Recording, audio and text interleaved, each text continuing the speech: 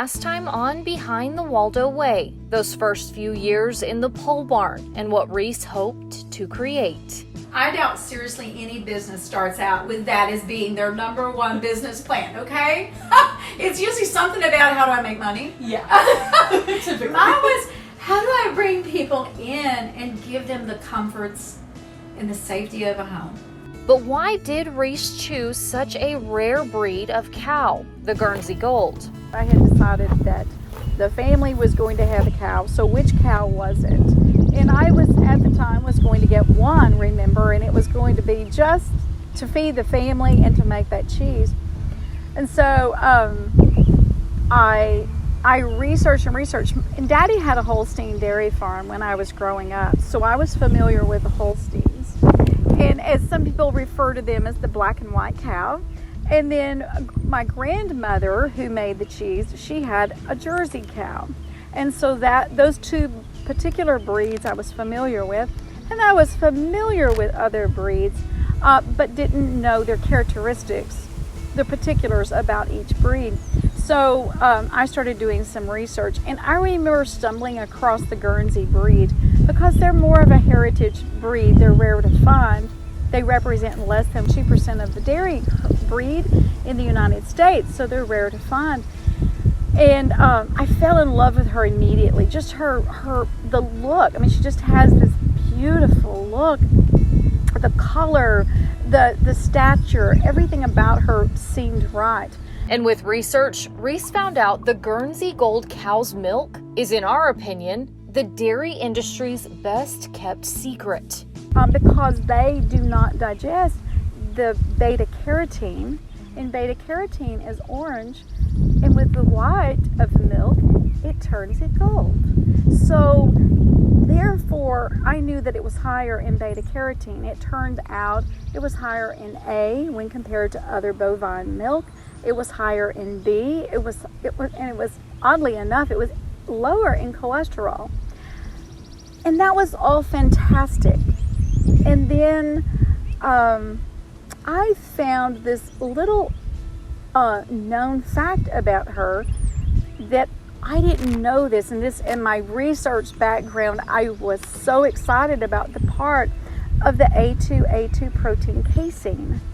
And the research that had been done, the leading research at least 10 years ago, no, it was probably 15 years ago now, about that particular protein casein. And it turns out that humans have the same protein casein in our milk, and so humans can digest it. Then came the hard part. I kept Googling and Googling, trying to find, somebody that owned Guernsey cows, someone. So, of course, I had the American Guernsey Association, and you could see the dairy farms that owned Guernsey cows, but they weren't willing to sell, and especially to someone who didn't know what she was doing. It was very important for me to get a registered cow because I wanted to ensure that she had the quality milk that I was looking for. And but finally found a woman who sold me. In fact, I was just going to get one cow, and she had said, well, would you like 5? And of course, I'm kind of this, I would say, gutsy lady. Here's the first one coming up. She's one of my first girls. This calls for a quick Guernsey break. Her name is Provolone, and she is one of the first 5 cows. Now, back to the story. We had worked out where she would be either shipping October or November, and so I had nothing. I had nothing to milk the cow with. I was not prepared at all, and she called me and said, hey, Reese, this was in September. School had just started at the university, so I was buried there. She called me when I was at work, and she said,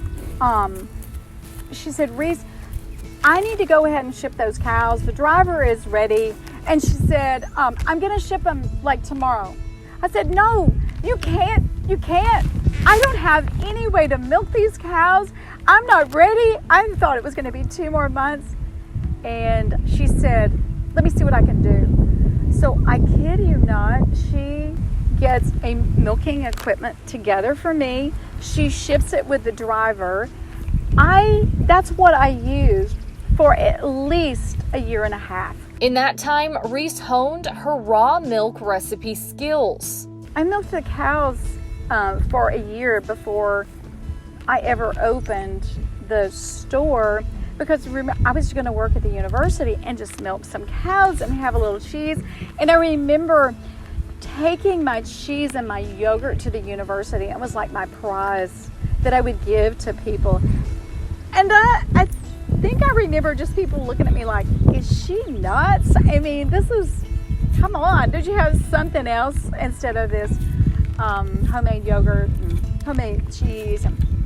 Now I know it's a prized possession. Next time on Behind the Waldo Way. His response to me was, you'll be the first robotic dairy farm in the state of Texas. And I said, you mean I'll be the first raw milk dairy farm in the state of Texas? And he said, no ma'am, you're the first robotic dairy farm in the state of Texas.